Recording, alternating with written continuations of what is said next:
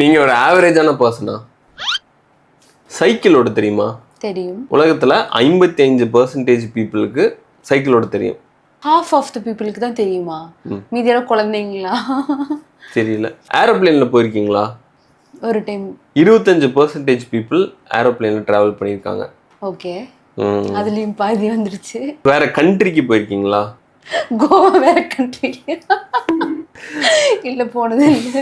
பொதுவா 15% ஆஃப் மக்கள் தான் அவங்களோட நாட்டை விட்டு வேற ஒரு நாட்டுக்கே போயிருக்காங்க. ஒரு லாங்குவேஜுக்கு மேல பேச தெரியுமா? தெரியும். 55% மக்கள் ஒரு லாங்குவேஜுக்கு மேல பேசுறாங்க. கடல் பார்த்திருக்கீங்களா? பார்த்திருக்கேன். 60% மக்கள் தான் கடலே பார்த்திருக்காங்க.